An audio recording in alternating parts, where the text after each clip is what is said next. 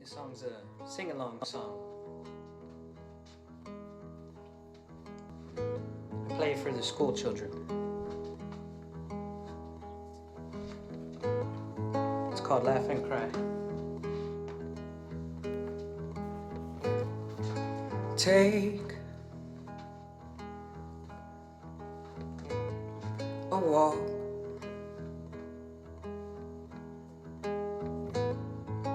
Look at the sky.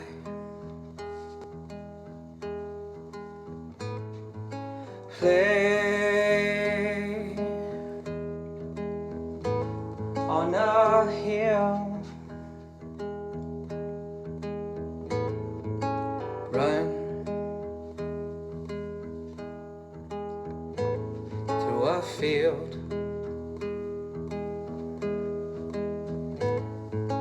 Laugh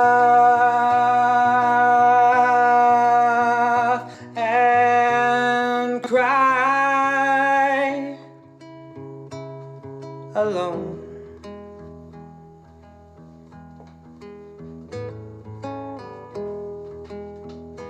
Sometimes. All right.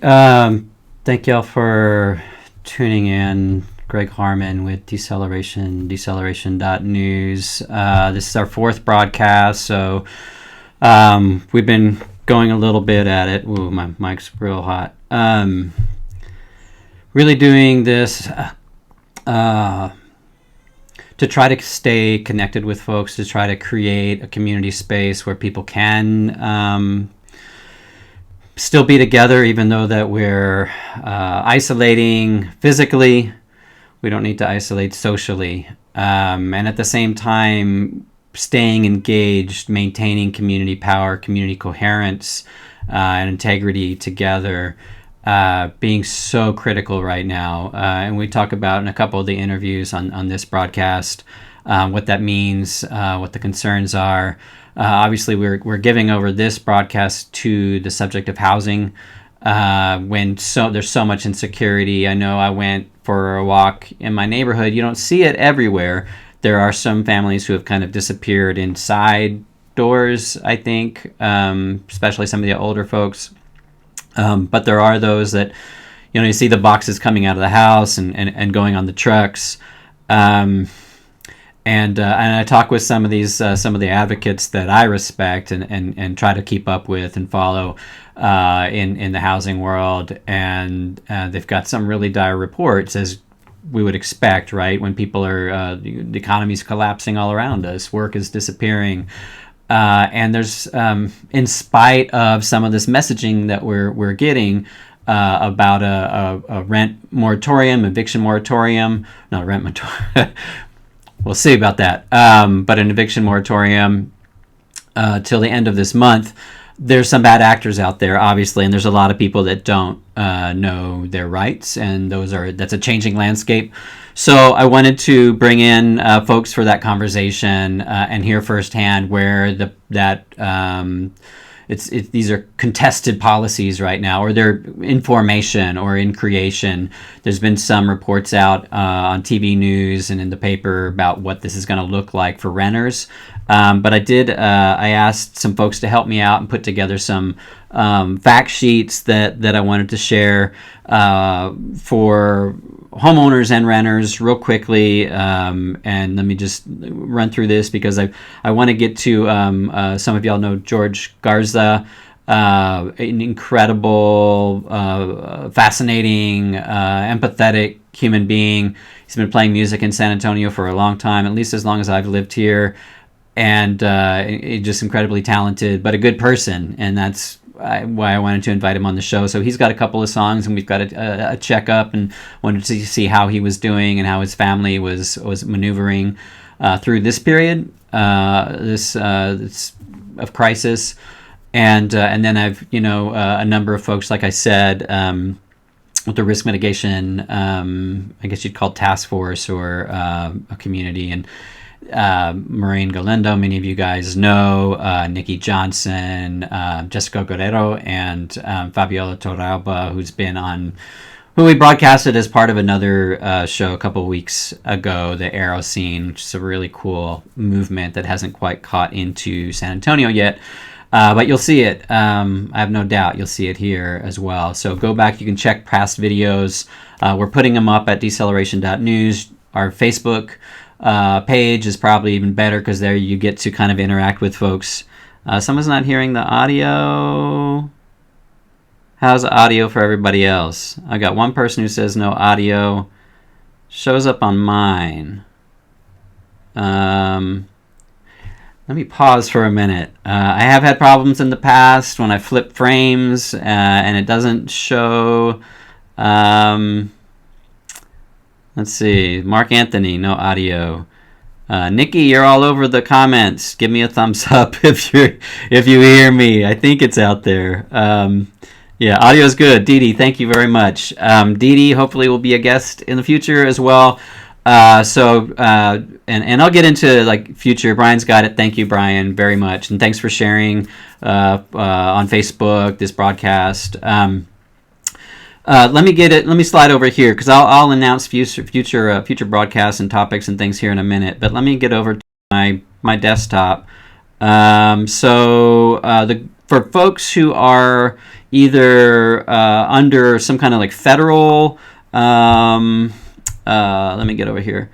Federal housing has come in and in a big way where you it says here the CARES Act, right, which Congress has passed, eliminates the fear, of late fees, penalties, evictions, and what is sorry, I keep doing the wrong thing. I want to go over here. This is until July 24. So anyway, so if you are in federally and loans too, federal loans and that sort of thing. Trying to close out of that. Sorry, I'm a little sloppy. I haven't done this in a while. Over at so this is another one for homeowners. This one is. So if you say Fannie Mae, Freddie Mac, all that kind of stuff this is a few months to go here without, they've got a forbearance. Let's see, I can close a couple things so I can see this.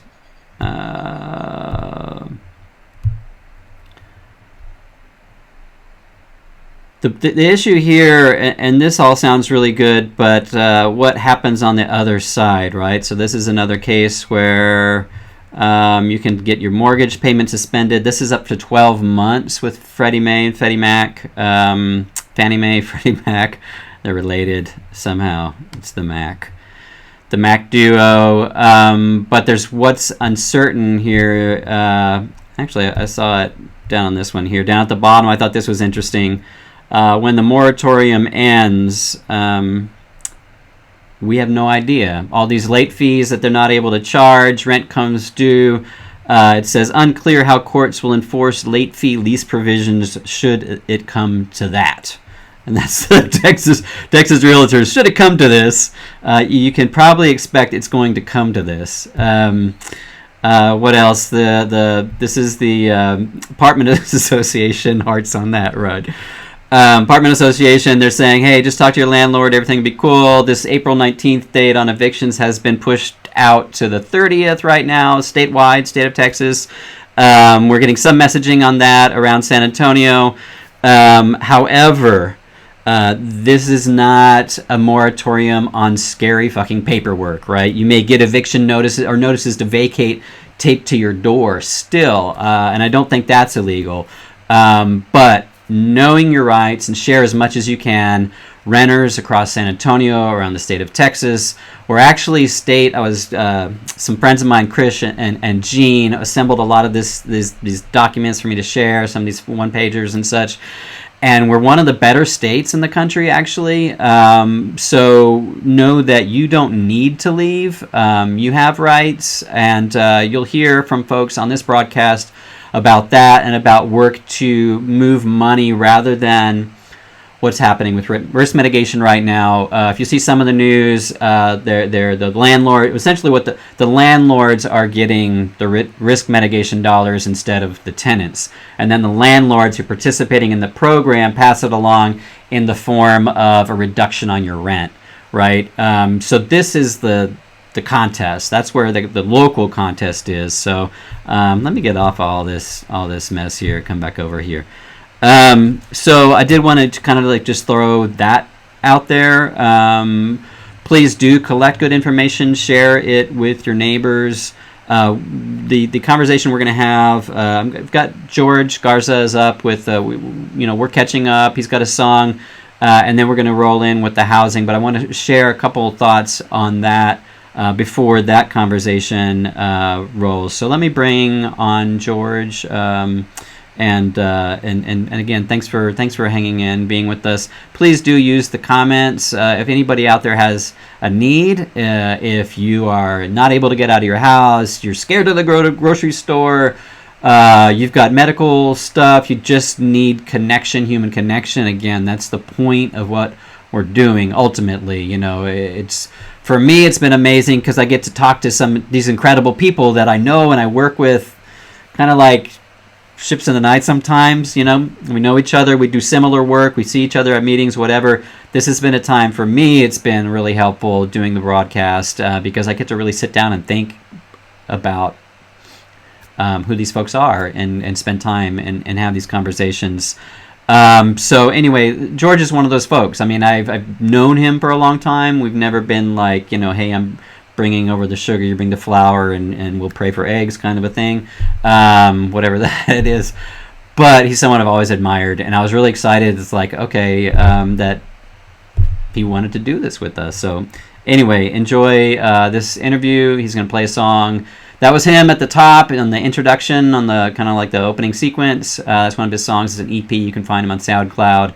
And then when he's playing, I've got a little tip jar flashed up in the corner. So show him a little bit of love. Artists, like all workers, virtually all workers, those most looking and needing right now, we want to bring into this space and show some support too. So here's George Garza.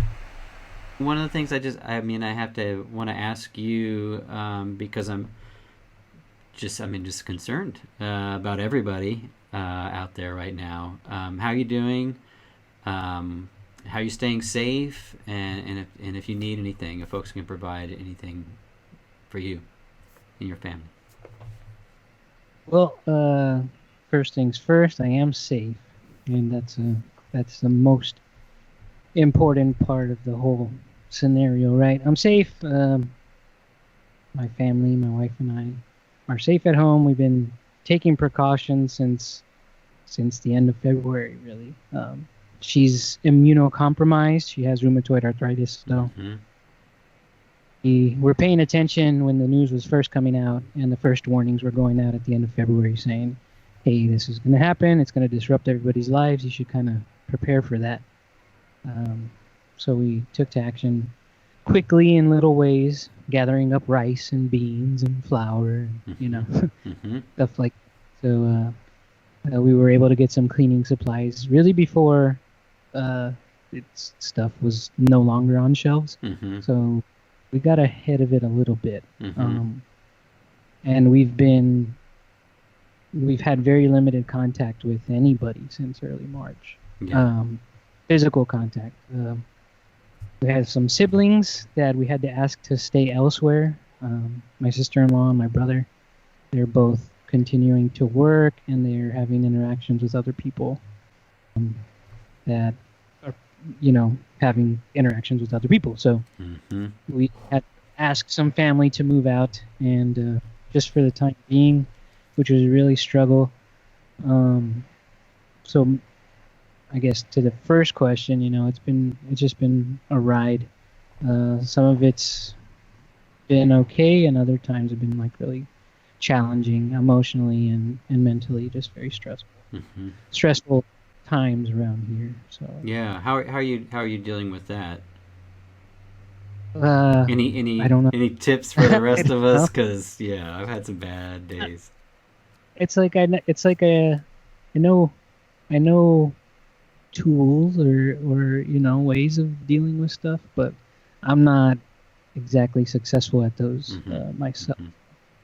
I know that if I focus on an action like physical activity, that helps put my mind somewhere else, or at least it allows me to kind of move through, uh, get myself into a different kind of emotional state. So we have been gardening, and um, that's been very therapeutic. But the few days where it was raining, it was like we're just cooped up inside, and Mm-hmm. more, malaise is that word. That was like a That compounded moment, right? I mean, I was already, I think a lot of people probably like this, but at least I can get nice people working in their yards. We had kind of nice weather and we couldn't really get around so much. But then, Mhm. the weather turned. Is like, man, I can't even get that little bit of sunshine in my life for like 3 days, right? And, Yeah, yeah. Well, like when even going for a walk like down the street and back up has been yeah. good, but those few days it's Well, I went kind of out sets. Sunday, and I mean, there was families, big families out in the yards. It was just like a normal Sunday, and usually I go out with the stroller, and I'll be on one side of the street. Maybe I have to go to the other side of the street. It's not a big deal. We're in the clear. But I was Mhm. I was like weaving all over the place, and I was like, just get me home around the block. Yeah, yeah, it feel Well, it's strange times. yeah, yeah. But you were smart. You did your bulk purchases. I think a lot of people don't know how to make basic food, so they're like, man, you run Oh out of yeah, those box frozen meals pretty quick. yeah. We're fortunate that we both know how to cook really well and get creative and Mm-hmm. take some. Got Cool. lots of spices in our spice cabinet, so it Yeah. helps. Well, and could you do? I mean, I did a little introduction before we came on with this broadcast. Could you just introduce yourself for folks, a little bit of your background, how you got into music, and I mean, I know you're doing a little bit of live streaming right now, but it's got to be hard to be for musicians and stuff depend on being out with people. Yeah. Well, my name is George. Most people know me as a musician from bands from San Antonio. Bass player for a band called Pop Pistol, bass player for another band called The Foreign Arm, and I'm a singer songwriter myself. Uh, Usually, you can me doing entertainment type of gigs, playing top 40 music from the last 5 decades at restaurants and things like that. So I have used supplemental income from performing for quite a while. I'm a student at the Texas A&M University San Antonio, sociology student. So this is really Cool. tweaking my brain. All this stuff that's happening. I've got a vantage point from just what I study, Yeah. uh, aside from the micro level, interpersonal, actual day to day living it. Um, and I've been playing music since I was in high school, and now I'm 35, and I'm still playing music. And I have lost income Mm-hmm. from that were booked with both bands, and no longer being able to book my own solo gigs. So Yeah. uh, I did. I started streaming. I haven't really pushed it out a ton to generate income. Mm-hmm. I've had some kind of small miracles happen that uh, kind of have made me financially stay afloat Yeah. in this time. Yeah. My landlord has been really, really kind in this moment, and I know that's not true for everybody. Um, Yeah. so I'm one of the fortunate people. I'm making it through at least the present moment with everything I need in the immediate sense. But I am out of work. I work for San Antonio Independent School District. Ooh, I wow. facilitate after school program for music recording and production, and it's an after school program. I'm a part timer. I'm basically a contracted employee, Mm-hmm. uh, or an hourly employee, and since March 5th I've been out of work. So Mm-hmm. Well, we're maybe, also yeah, I seeing. wonder if folks maybe tuning into this may have some ideas too. I try to encourage folks throughout the course. It's usually about an hour and a half. I try to keep it under 90 minutes because that's what keeps it on Facebook. I think if it's over that, then they don't host it anymore. But there could be folks that are thinking, I mean, everybody's homeschooling now, right? And they still have to have curriculum. And there may be folks that are like, I'd like to do something nice for our class, and integrate. So if folks are watching and can think of creative ways maybe to bring you back into the educational experience, if remotely, I definitely would encourage that.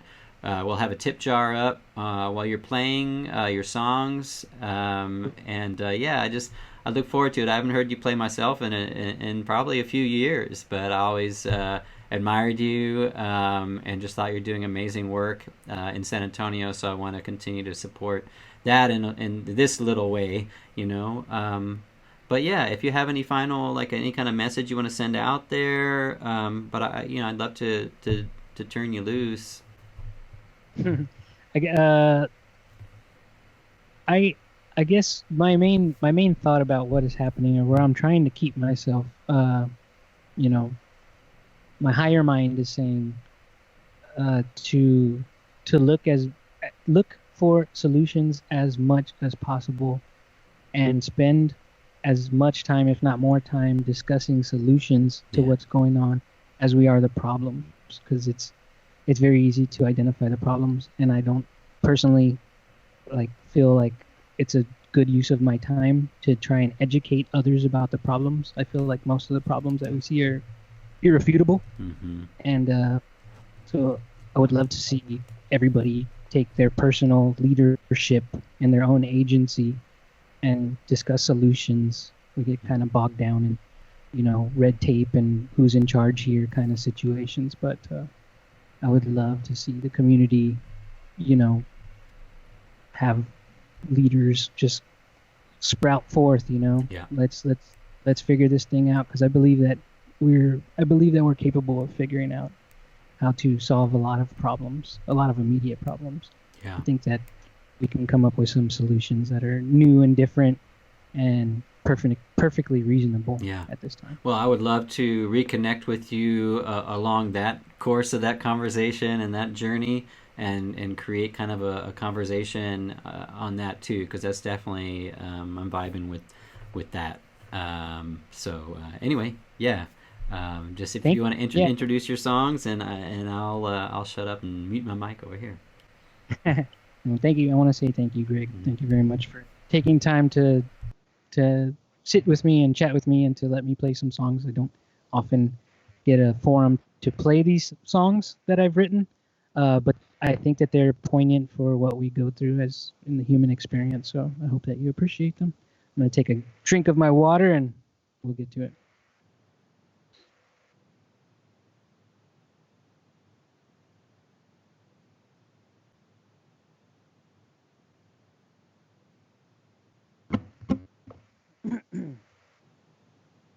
So the first song that I'm going to play is a song called Life Raft, and I wrote it at a time where I was working very much throughout the nonprofit community in San Antonio.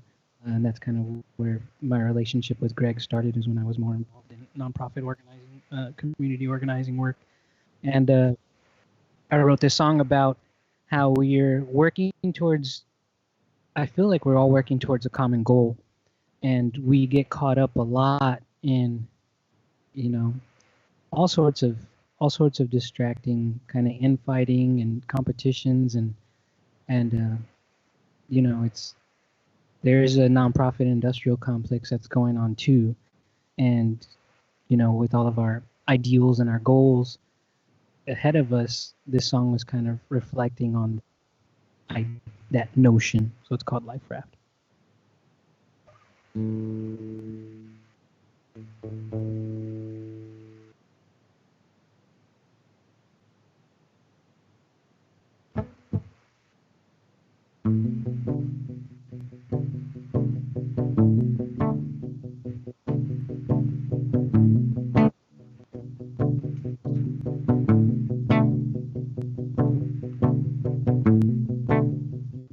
In dreams and hope and fear, with passion and monsters lost out at sea, lost out on goodwill's bow, with every opinion on where to row.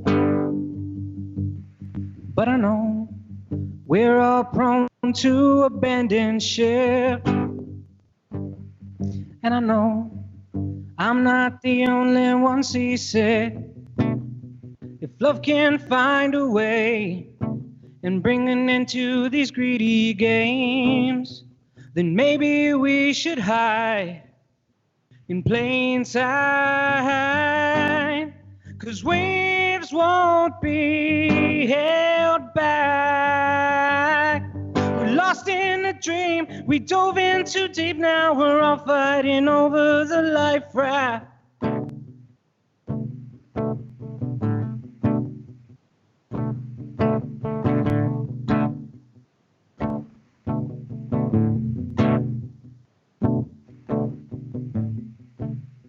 In dreams and hope and fear, where passion and monsters lost out at sea, lost out on goodwill's bow.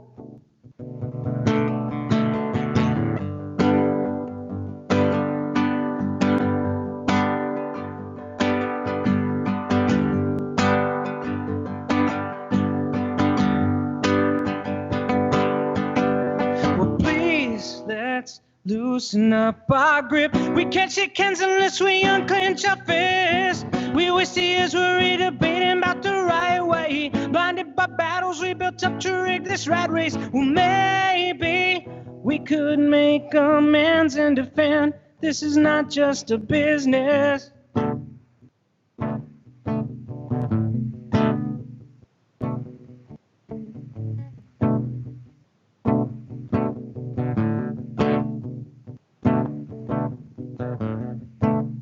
In dreams and hope and fear, where passion and monsters lost out at sea, lost out on goodwill's bow.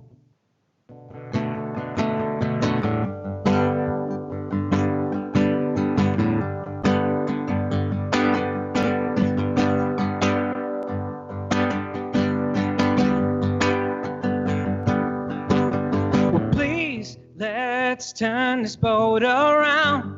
Quickly or we're all bound to drown. We wasted years caught up complaining that's the wrong way. Let's just admit that we're all tired of the heartache, and maybe we could make amends and defend this is not just a business.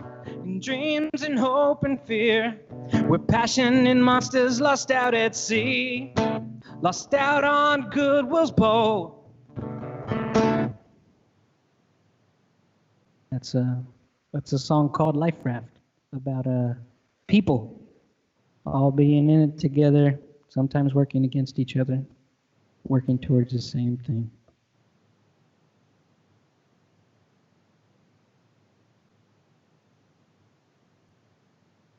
We're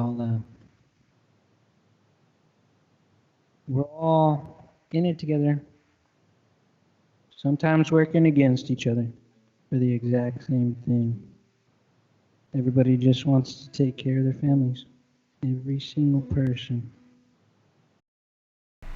Yeah, and that's flashing some resources up on here, and just to follow on what George was talking about. You know, there's in Buddhism there's this idea of clinging, right, and stickiness of desire and all this stuff, where all of us are the same in that we're rushing to the things that we think will make us happy, and away from the things that we fear will bring us pain. And it's not always clear. We don't always know which is which. But one thing I think is very Jessica, tip jar. I think you just have to type in it's not clickable. I wish I could make that clickable. Could make that the stickiness of desire apply to that. But yeah, just zero back, or when George plays later on, you'll see that URL. Just you'll be able to type that in. I think it's his wife's account, but I think she's going to share with him. So anyway, thank you for that question. But I've been thinking about, so here's some resources up here. We definitely, and when we get into this housing conversation, there's a strong encouragement for folks to the first one here for this, the Risk Mitigation Fund, applying for assistance. Part of that process is telling your story, letting the city know what's happening with you, what's happening with what your landlord's up to, what your neighbors are up to, and all the rest. So make sure if you're feeling that pressure in any way, hit up that Fair Housing Program link, call that number, and that San Antonio Risk Mitigation Fund. The other numbers are here for additional resources. And again, thanks to Chris and Jean for bringing some of that together for me. But I've been thinking, just as we move into this segment, the housing conversation, which actually went like, I don't know, guys, 2.5 hours maybe, and it was an awesome conversation. I think we were moving through a lot of history and moving into just kind of like a deep dredge, right? And to get to where we are right now, I condensed that down to around 35 minutes to fit on this broadcast, and I think that I kept the coherence and I kept the most critical messaging there. But I've been thinking about that in that conversation, in that context, what are essential services, right? We're all being said to, shelter in place, stay at home, apart from essential work. Some folks still have work, are going into work. Some folks, like at Planet K, apparently, I was reading in the paper, being forced to show up to work, and those stores being open in violation of the city's mandate anyway. But nature, being outside with nature, that's been critical for me, and I know all of us, we need that relationship, even if it's out on our balcony, right? Keep that going. Clean air, good food, access to food, and there's in the last broadcast a lot of resources there, and home. I mean, essential services, what we essentially need. We need a roof over our heads, and that's being challenged in a lot of areas, a lot of corners of the city right now, and particularly, I'm afraid, in the immigrant communities that are already at risk, who don't have or don't feel empowered to come forward, bring a complaint, or stand on their rights. And so the folks here today bring great information that I think all of us will be able to benefit from. But I think of, the church exemption, right? So down in Sutherland Springs, I guess, I mean, not to make light, but I guess if you have, in the fullness of your faith, been the victim of a mass shooting, a mass killing, that maybe you show up at church again in the middle of a pandemic and say, if it's your time, it's your time. Right, which sounds a lot like the guy from Padre or wherever that was. Is that if I get corona, I get corona. There are really basic laws of thought of the reality of disease and disease transmission. I remember when we started getting real serious about our physical distancing. We don't use social distancing. We use physical distancing. Was after reading my partner at Deceleration shared a link with me from the Northwest, where this choir got together, hey, we're going to keep our physical distancing, we're not doing our hugs, we're doing elbows, whatever. And they had choir practice. And virtually everybody in that choir practice came down with COVID-19. And what began to be understood, what hadn't been as clearly understood as before, is it's not just the moisture out of our mouths, the virus, follows, it's not just the spit, where, the shields that you see, it floats on the air, and so you really, the distancing is a huge thing. Showing up in church, maintaining distancing, but singing on top of that, I wish everybody well, those who do feel the urgency to continue to attend, but I think that these pastors and ministers and everybody else, those who are trying to make a buck to keep their employees in place, as we mentioned a moment ago, you deserve a serious talking to, if not more. So anyway, in the course of this, talking to Jessica, Maureen, Nikki, and Fabiola, most of these are members of the thanks, Angel. Most of these are members of the risk mitigation policy team, trying to structure something right now to determine where the money goes, who's going to get the relief in the middle of this crisis. And the goal of that effort broadly is more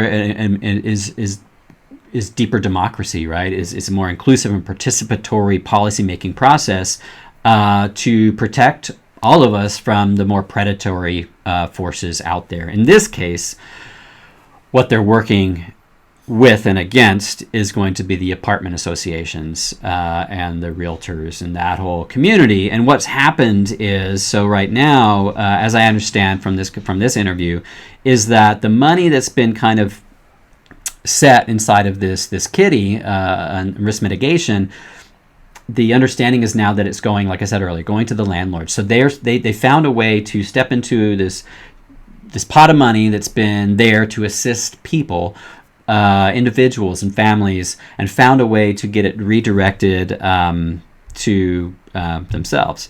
And so I just wanted to read quickly. So there is an alternative proposal that the folks on this interview brought forward, and that includes one, that $20 million in funds be distributed immediately through that risk mitigation fund via direct relief in terms of a basic human needs check. So not a trickle down, not a pass through, but directly to the people who need it.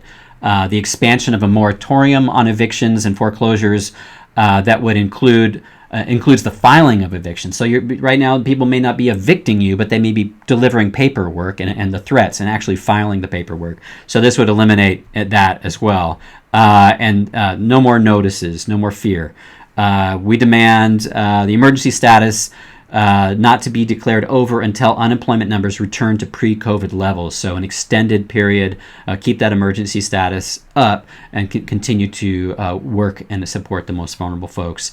That the mayor and county judge facilitate the coordination in the private sector and solidarity but not charity to give back what these folks have already profited off from the people in San Antonio. Demand the present and future health, safety, and welfare of all residents per the job we pay our municipal government to do, so fulfilling its function, and that's in essence kind of where. So I was told, after this interview, I was told to make sure to say that this is a moment that things are in flux, that nothing's firm, that they feel like progress is being made in this, and there's not a hard campaign that's been established around these goals and getting control over the city processes. So that's in motion, and we'll definitely try to keep up. Oh, I'm sorry, Monica Cruz. The fund is $2 million, not $20 million. Maybe who else is on someone else is on. I got this this morning, so if someone delivered this to me, let me know if that's a typo. And so anyway, definitely want to make sure that this is a moment of conversation, ongoing, and turn it over to these amazing community advocates. And we'll be back up on the other side, and hopefully, again, in the comments, that information can be shared and directed in proactive and productive ways.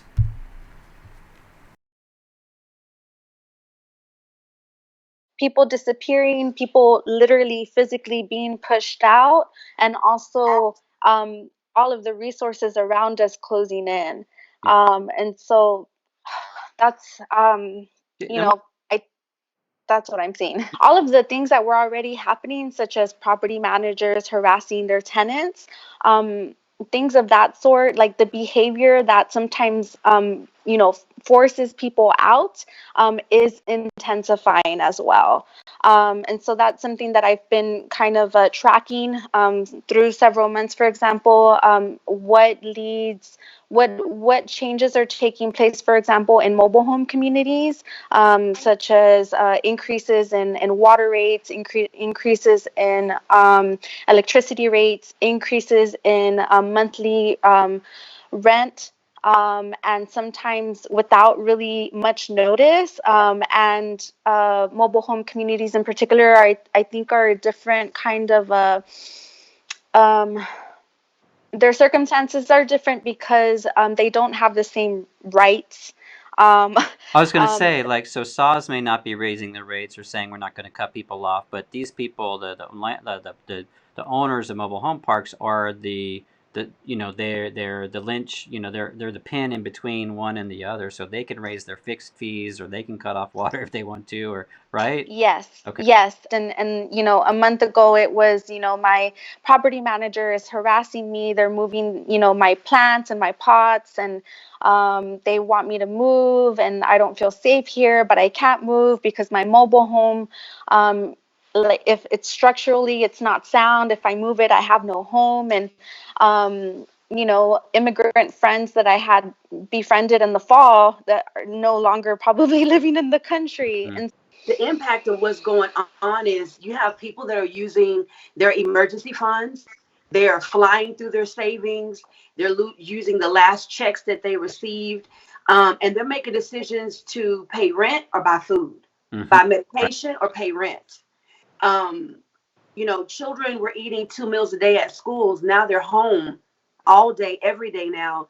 That has been a huge impact on a lot of people's incomes and budgets, where they've taken bill money to just go buy extra food for the children who are home.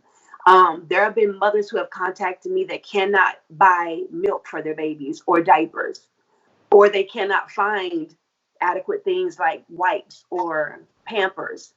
And then I do a lot of food giveaways with different organizations where we give food away that's provided by the food bank. And throughout the years that I've done it, you get the thank yous to the volunteer. I really needed this.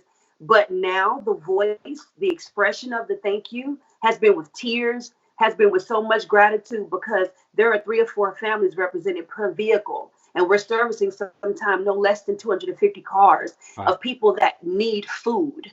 They need help. They need assistance. I want to really try to see this COVID crisis as a lifting of the veil of the class war that we live in, and how there's this entire group of people that have gone ignored for so long, that disappear, and that people with resources, and especially their basic needs, a home and food and all that stuff, comfortably met, they don't even see what's happening behind that veil. And my biggest terror, terrifying fear of this whole thing, is that we go onto the other side of COVID and those people still refuse to acknowledge what's happening under that veil, and it's going to be so much worse.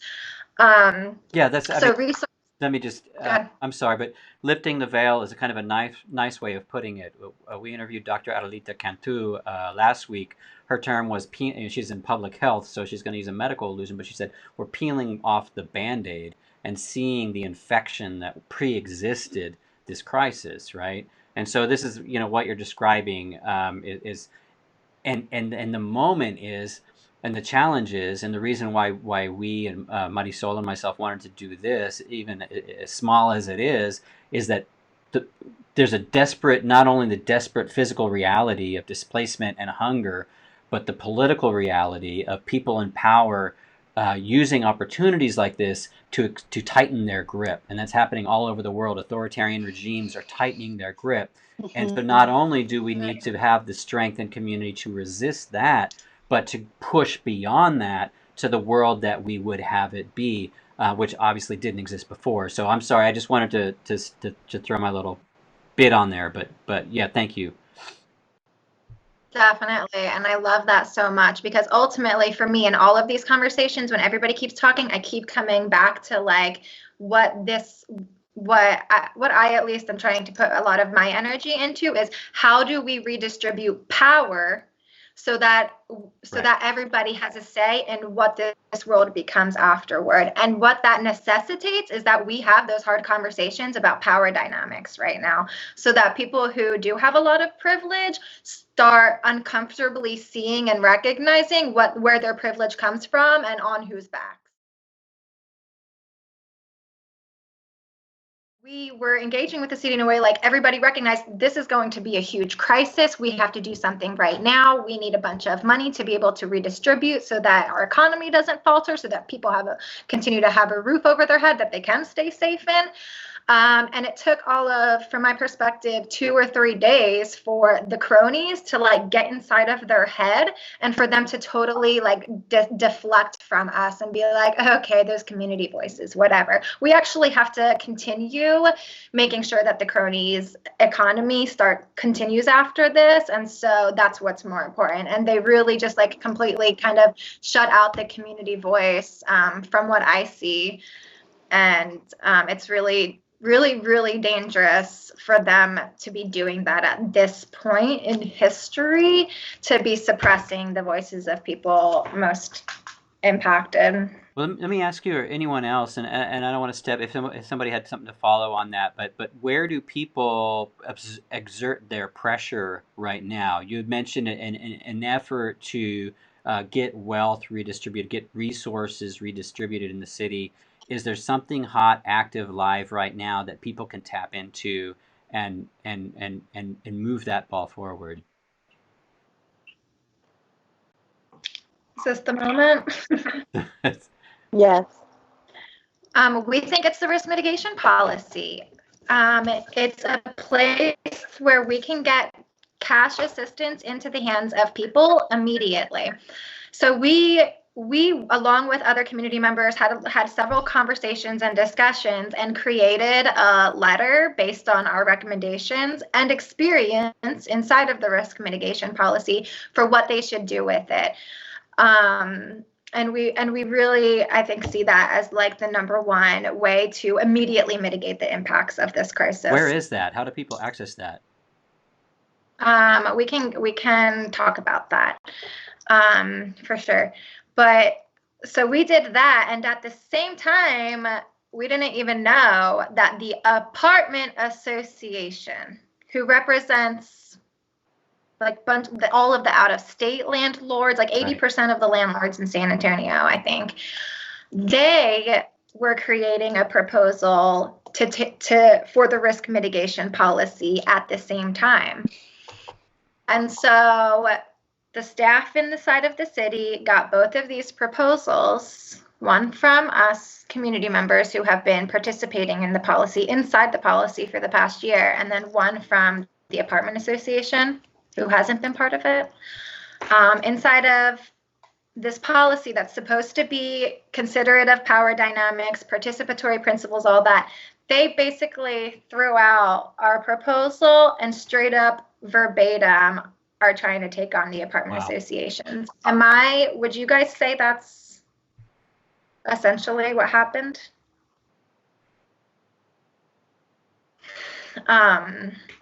Yes. So anyway, at this point, it's really just a huge, like that was already the one place inside of the city that allowed democratic participation and the conversations of power dynamics and whatnot. And now that was just hijacked completely by the landlords. So Maureen, yeah, exactly. Okay, so thank you for calling this out, and thank you for bringing, brave enough to move that forward. If that's what's happening, where is it happening, and who do we have to drag into the street to get it fixed, right? I mean, we're already talking about people disappearing. Lots are empty. We know that eviction crisis goes on. It's probably speeding up. Nikki mentioned, people are, under threat of, not being able to meet their rent, or they do it, and maybe we get a Trump check and that's one more, 3 months of life, whatever it is for groceries. But literally, I mean, where do we go to get this changed? And I mean, I'm thinking of like the apartment associations. Why are those apartments empty? There should be no empty apartments when we've got a homelessness crisis burgeoning in San Antonio. I'm reminded of like watching CNN when the COVID crisis, the coronavirus, really circled the world through. It was an affluenza issue, right? It was people, it was jet setters, it's cruise boats. That's where it went. It just spread. It's not just people with a lot of wealth are able to are more take it on more easily, but they're moving quickly, right? And they move on airlines and cruise ships and the like. in Greece, these massive refugee camps. People are trying to come into town for resources. They've got all these empty. I mean, this is a tourist land. Everything's empty. Sound familiar? Everything's empty, and the people in town won't allow Downtown refugee camps into the city gates.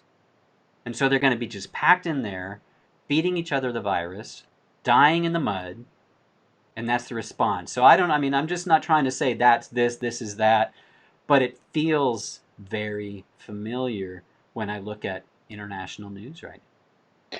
So where do we target? Who's the target? How do we get this done?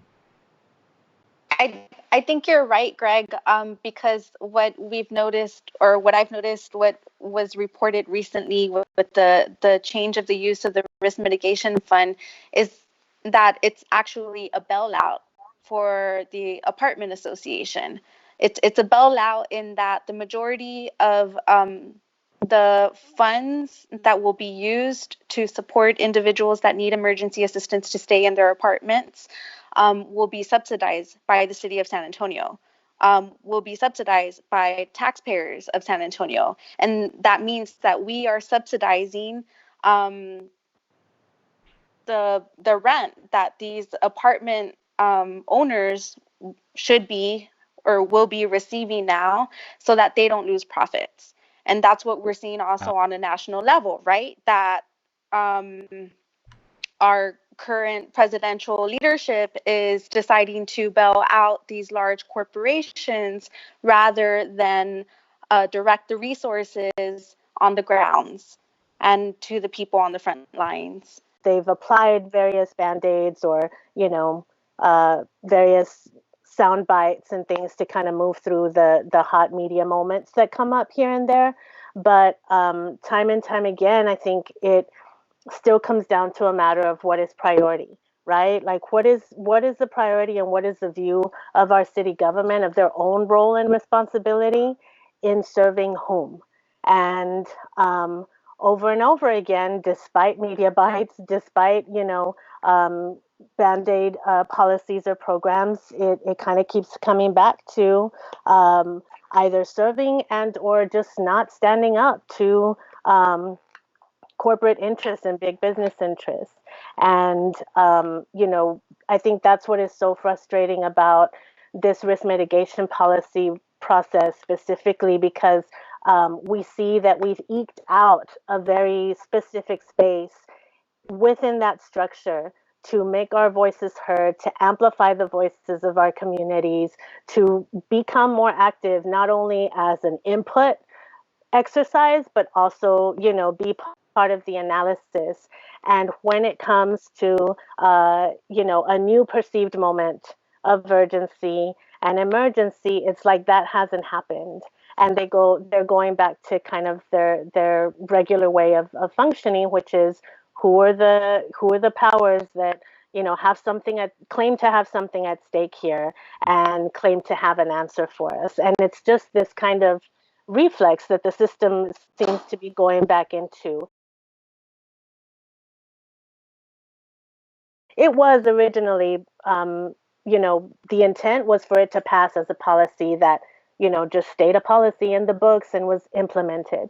But we created the space for it to be an actively evolving policy, right? That is continuously evaluated and informed by lived experiences and ongoing community-centered analysis.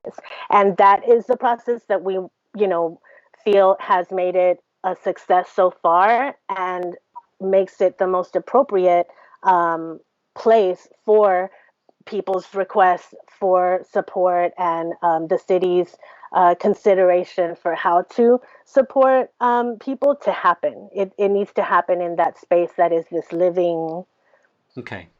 So how do people feed that? How do people influence that document or that process? I think what would be helpful is for people to share their experiences with their council representatives, with people within the municipal government that they think might facilitate or listen. I think the documentation and the decimation or dissemination of experiences and stories is super critical. The dude at the apartment association straight up said that the city's future economy is reliant, or technically being held sabotage. They're sabotaging the city's future economy. He blatantly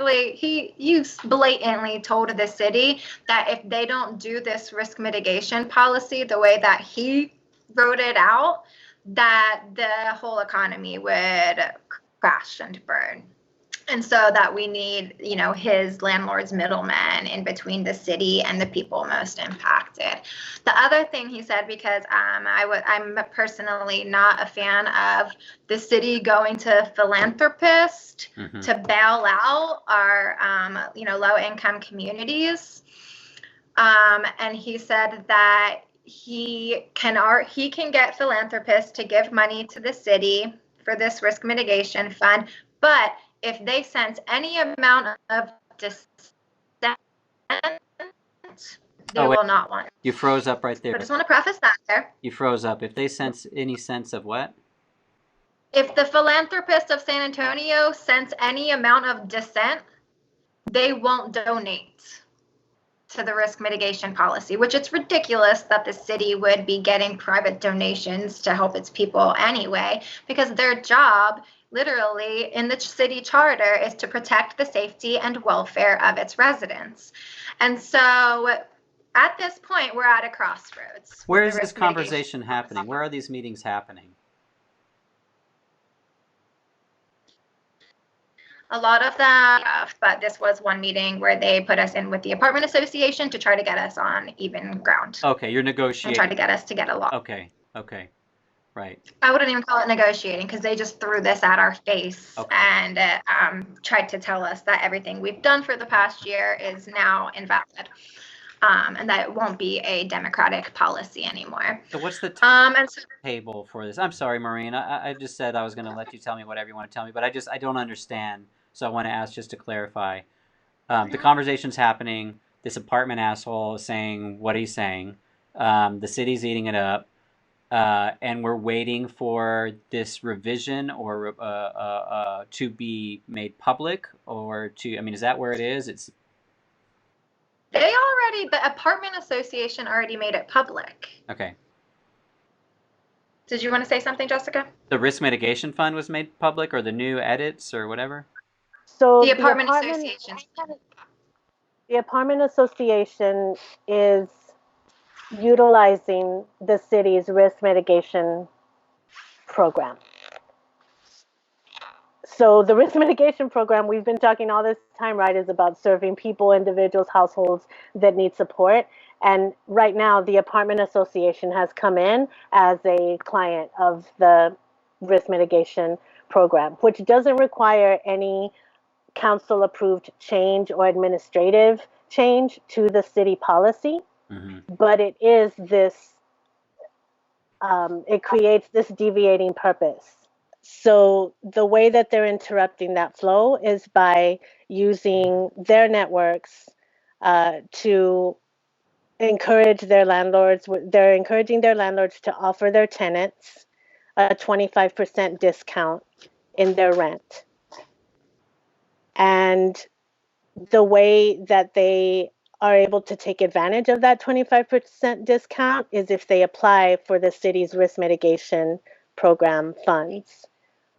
When they get approved for those funds, which are then funds from the city, from taxpayers, then the landlord applies that 25% discount. So what they've effectively done is siphon the benefits to their membership, landlords, instead of actually making sure that tenants, individuals, families who need support receive that support. So this happens without any actual change to the policy itself. It wasn't a city administrative change. It wasn't a change approved by council. It's just a use of the risk mitigation program that the apartment association has come up with to reap benefits for their networks. And at the same time, there are city, staff and officials trying to fundraise for the risk mitigation plan, and we're trying to, we're making our proposals for changes to it. All of those things would need to be approved by council, and that would create certain changes to the risk mitigation program, where there's this other accountability that's more direct, but in the city agreeing to play with the apartment association, that's where we're at now. That now these funds, these precious funds that were already inadequate, are now that much more challenged because industry has figured out a way to dip into it. So how does the community take control of that process? Go ahead. I mean, because it's obviously, you can't do it alone, right? We're not. Love collective power. That's the whole point of the policy, is to open up space inside of the city for collective power. Not only were the funds not adequate, for the past year, we've had to fight to protect, to keep those funds being best, most efficiently utilized. For example, when Councilman Trevino just decided to have a right to counsel, and he stole $100,000 out of there. What ended up happening to that $100,000 is that it was just given to TRLA, and there's no oversight over how that happens. So that's just an example of how when we make public funds private, we lose accountability over what's going to happen to it, and we don't know how it's best. I'm sorry? Texas Rural Legal Aid? Yes. They got $100,000 from the risk mitigation policy that could have gone into people's hands, instead went to TRLA for stuff we can't even really keep track of anymore, and it's too complex to. So that's just an example of how that functions. So getting this back, I'm sorry, go ahead. No, I kind of lost my track. Yeah, I was just going to say, so getting the landlord's hands out of the people's money is a to be determined organizing moment. I mean, is that what we're sitting on that right now? We have been sitting on this for every day is different, right? And today is an extra hard day where I'm fasting mutual aid and then the government, and because we've been playing around with well, where is our energy best spent? Because clearly all this work we've done for the city, and they said that they valued it, they say that they value community input, and then they just throw it all, throw us all under the bus and all of the work that we've done. And so where is it? So for me, it comes back to, and also a lot of the city council members were approached about the risk mitigation policy before the apartment association stuff. They were approached about our proposal of putting a bunch more money in and getting it direct cash assistance into people's hands immediately, because that's the most efficient way to spend our tax money. And they were basically all reported back well, is that really the city's role? Why don't we just have nonprofits do that? And they didn't want to take accountability for what the people are going through right now and have been. And so we kind of see this right now as a crossroads. We have our proposal that we put a lot of thought into and community discussion into, and then there's the apartment association proposal that one guy made based on a bunch of landlords calling him. What's this individual's name? Mark. And Mark he's in Ross. What is it? Mark Ross, I believe. Okay. All right. San Antonio Apartment Association. Yeah, I got it. Yeah. So he was on that call being I have landlords calling me crying, and we're we have people calling us who don't have food in the refrigerator right now. Okay, this is the power dynamics that we're talking about, that we constantly have to be exposing and be explicit about, so that we can get back to who is the most important to be getting the resources to right now.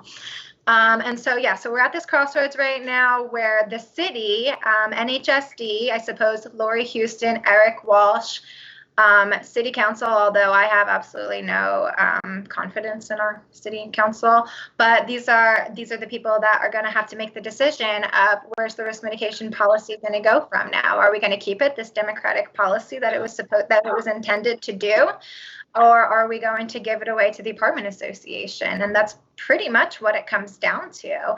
And so what Fabiola was also saying, encouraging people to call and email and all that stuff. It's kind of hard to say right now, like where to direct that energy towards, because it's become pretty clear that the mayor doesn't really have much power. We know that the city manager and the staff has a lot more power to really make things get done and find out the information for how to get things done most efficiently.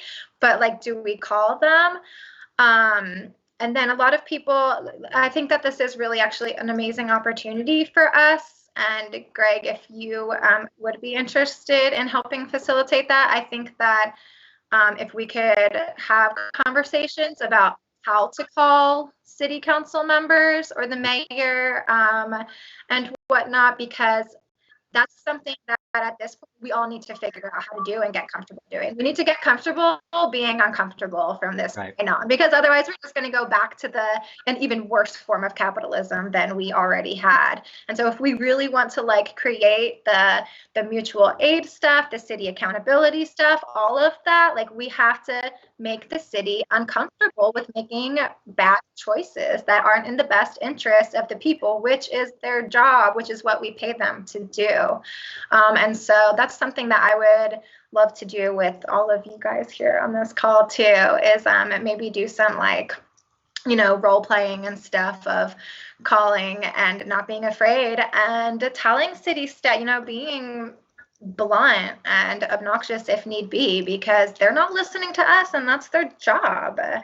And so it's really insulting, and that's what I think keeps all of us going too, right? Like it's so insulting for them to say things like we're doing community engagement stuff. We put out this survey and then they don't even listen to it. And then here we are like inside of it being like, no, like you guys have to do this for the best interest of the people. And they're like, yeah. Thank you for that. And then they just like also push us down. Like it needs to be so many more people.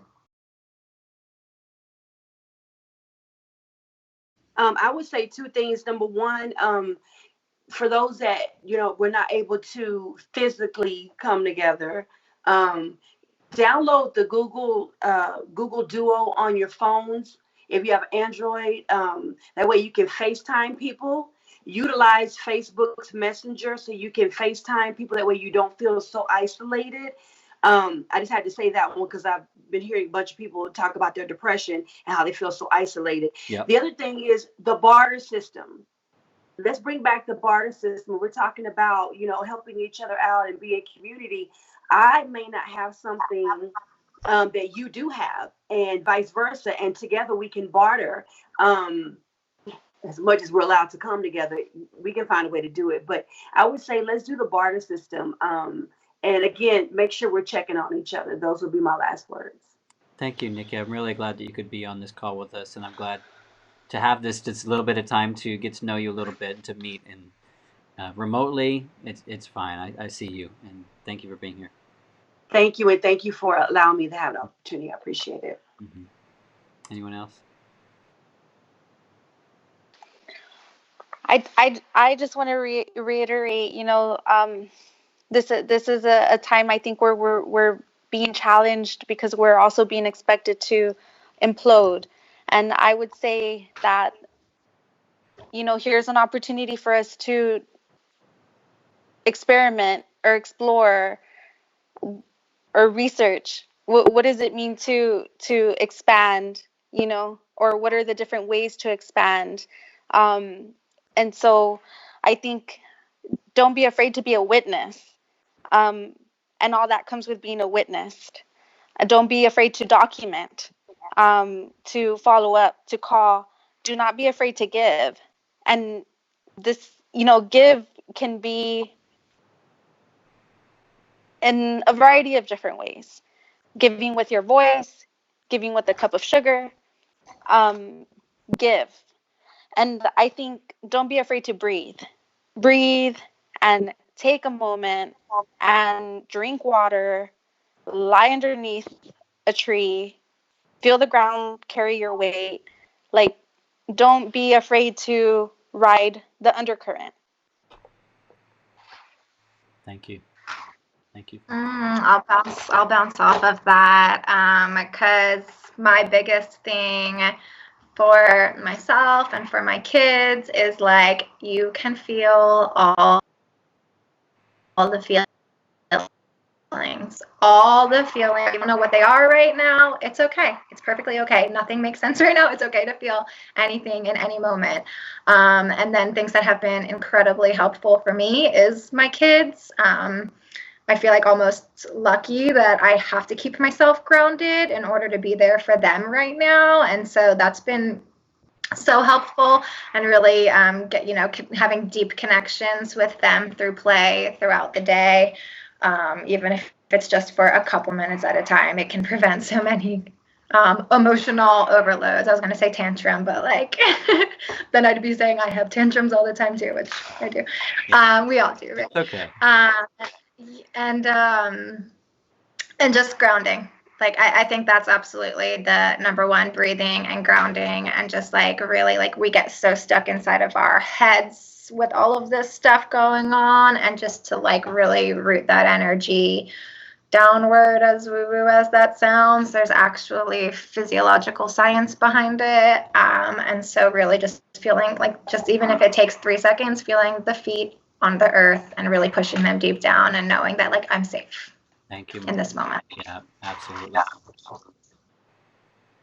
Thanks. And I would just add, I think in this moment of like so many feelings, emotions, and energies kind of being tossed around, inside any one head, and, even through interactions around Zoom meetings and other virtual moments that people are able to try to eke out. I think it's important to like take back time. I think the days and nights and mornings, evenings aren't exactly what they used to be. Routines are not right, are not really in place anymore. And if instead of letting that kind of overwhelm us in a feeling of loss of control that makes that builds anxiety, if we can, and I'm totally projecting, this is something I'm working through, is like really being open to what that vagueness can offer, the clarity that vagueness can offer, and that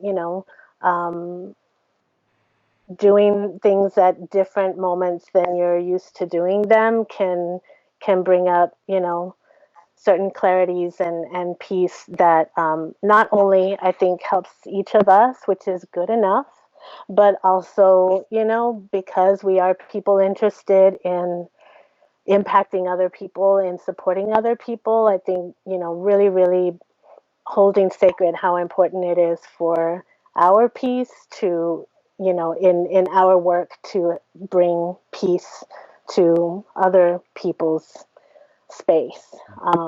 I think that's really important. Something that many wise people have been telling me for a long time, and that I've tried to internalize and do well sometimes and don't, but especially in these moments, I think is coming up for me as a real need and a real capability that I have to keep reminding myself that I do have, and that we all have. Yeah, it's so critical. Greg, may I ask one last one that I forgot, and I promise I'll make it very, very short. Turn the television and the news off. If you are feeling stressed and overwhelmed and it's a lot, turn it off and turn on some music and dance. Yeah. Just dance, just laugh, just don't even think, just be whatever, but turn it off. If it becomes too much, turn it off and just dance. Yeah.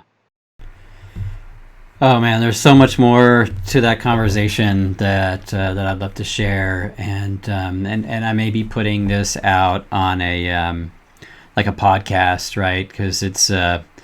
Let me put actually final no, maybe not final words, but here's something from Fabi. But I just, it's just amazing, this process of calling folks up and just asking for interviews, talking to people that I've known or I'm meeting in some cases for the first time online, and I'm just like floored by how authentic and generous and deep and powerful the people are that that I meet, and people in the community here, and the fact that I don't know, they let me talk to them. That's maybe the cool second to the first is the second is in coolness hierarchy. But I know I appreciate Maureen. We all feel the feelings. I know for myself, like I'm way out of practice, way out of my meditation practice or whatever, and I need to get that on. That's like grounding in health, and for whatever that is for you. We're going to have in the future on these broadcasts, we're hoping, I've been talking with a couple folks who do kind of like micro like meditation classes, little 5-minute, I mean, someone says breathe, Fabiola says breathe, I take a breath. I didn't realize I wasn't breathing, for the minute before someone says breathe, and it's a good reminder. And as well as another friend who is threatening to teach cooking with bulk food, right? Because people go through, or I'm guilty myself. I get this little thing of ice cream and this pizza like that, and that's how I handle stuff for the night. I can't do that anymore, and maybe that's a good thing. So anyway, we'll have that coming up, and topics will include utility justice. So here, I mean, I just want a couple last thoughts, and at the top of this broadcast, I was real scattered. I was just getting in new information in and trying to process that. Clips weren't lining up right, so I'm not sure how well it came across, but I do want to make sure, folks, if you're in federal housing, you're okay. And if anybody tells you otherwise, tell them, you've got a lawyer. I don't know, because the CARES Act that was passed is in place through July 24th. So no evictions can be filed for non-payment of rent. No other amounts due under the lease at all. Late fees, penalties, other charges for non-payment, not allowed. But again, this is federal financed properties, including like HUD public housing. Texas, our deadline is April 30th in terms of the eviction freeze. We need to extend that, and we need to think about what's on the other side of that. And there's plenty of information out there, but I do want to kind of like let folks know that we've got a broadcast coming up that's going to be about our utilities. So CPS Energy in San Antonio water system, those of you who are watching from elsewhere, we have our own municipal utilities here, which is mostly a blessing, I think, maybe some a curse, but there's a moratorium on cutoffs, right? So, we're not going to cut off your power, we're not going to give your water, whatever. But what's happening with this accrued debt is another question. And again, with like this the mortgage stuff and everything else, when these programs end, I think there's still a lot of uncertainty. What next? When you still don't have that, 3, 4, 5, 6 months of rent, and the late charges. Looks like on the federal stuff, this mortgage stuff can still be rolled in at that time, so 4 or 5 months away. Boom. A lot of questions about that. So anyway, we're looking at the utilities, and from a utility justice perspective, what happens when we lift the foot comes off of that hose, that eviction turn off hose or whatever, and people turn around and we owe hundreds and thousands of dollars. It's not going to happen. We're moving into a period certainly of recession, quite possibly depression, and folks are hurting now, and that's not going to go away when this kind of like freeze on payment phases out. I do have one more song from George Garza that I wanted to share. What else? And that's about it. I do want to make another note. So I've been not leaving the house. I did a few nights ago because if you have followed deceleration.news at all, you know that we're deeply concerned by the city's eviction of decimation, destruction of one of the only rookeries in San Antonio, which is, where all these birds, the egrets and the cranes and herons and all this, had been roosting and raising their young on the west side of San Antonio for over 40 years. Just anecdotally, I know it's at least that long because I met someone who's lived there for 42 years and said that they've been there their whole life. So they destroyed Bird Island in District 5, Elmendorf Lake Park, and then followed up with sirens, lasers, bottle rockets, and came out literally night after night after night to keep the birds from coming and trying to nest there again. So thousands of birds evicted. Now there's been a few dozen that we've seen over in Southtown, near town, south side, on the San Antonio River. And again, there's city staff in the middle of this coronavirus, in the middle of the pandemic, standing on the bridge by Blue Star, shooting off bottle rockets, pointing lasers, city park staff and USDA staff 2 feet apart from each other, all chum-chum, fighting the birds. And it boggles the mind what a inane use of resources. Not only is it offensive what we're doing, warring against our feathered brothers and sisters and the rich biodiversity of the planet, but seriously. So anyway, that's going on. SaveBirdIsland.com or .org, I can't remember, so I'll flash that up later. But I do want to, come out with the final song from Mr. George Garza Jr. And thank everybody that's joined us on the show. These amazing advocates, community advocates. Watch the comments thread for more resources. We'll try to do updates here and on the website. And just deep respect to everybody. If you have a need, if you are suffering, if you're alone, pop something on the comments. I mean, seriously, people will respond. I'll respond. Someone will respond. And we can't let this physical distancing that we're forced to do manifest as social distance. Let's stay together. Let's hold together. Let's continue to grow power. Let's push back on this initiative of the apartment association to kind of to suck off, to siphon off these funds that need to go directly to the people of San Antonio. So with that, George Garza Jr. I think. Where's he at? I gotta go find it. I'm sorry, guys. And I've been fortunate enough to travel around the world a little bit. Not around the whole world, but in some places. And people around the world, different countries, different backgrounds, different religions, all praying for the same thing. That the leaders of our countries will act for the greater good of all mankind. Everybody's praying for the same thing to their respective gods.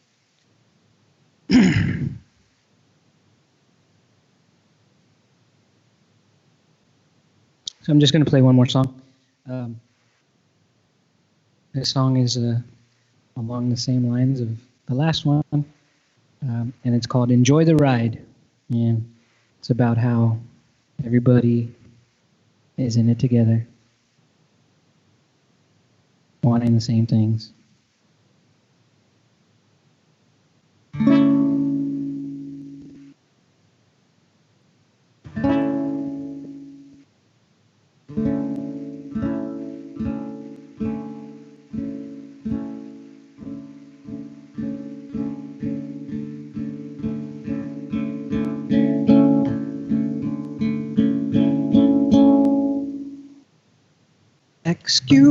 Excuse me, I don't mean to cause alarm, but no one here is ever fully right.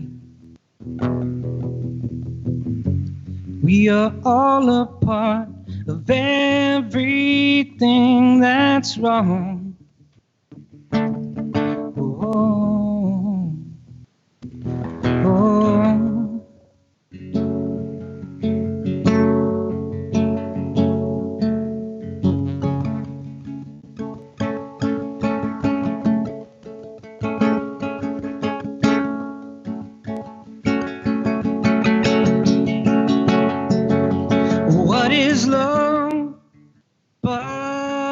understanding that which you never fully understand.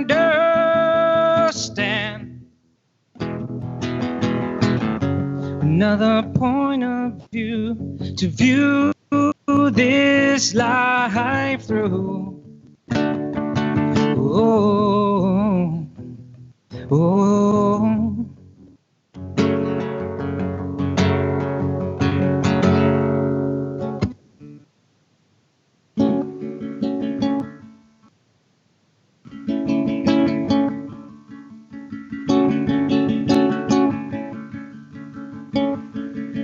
Accept and carry on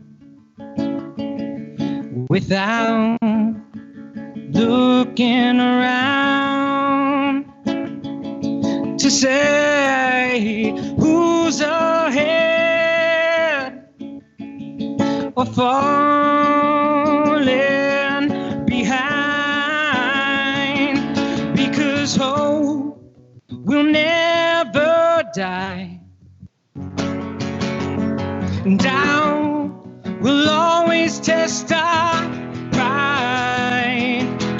Enjoy the ride. There is no bad or good.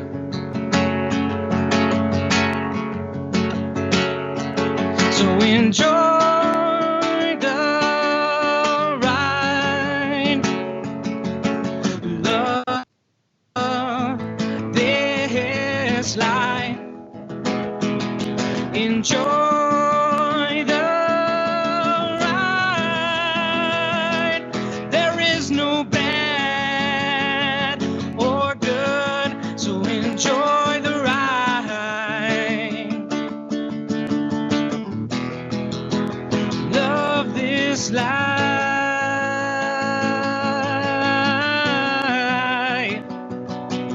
Enjoy the ride.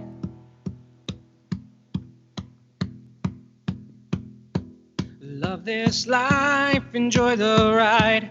There is no bad or good. Enjoy the ride.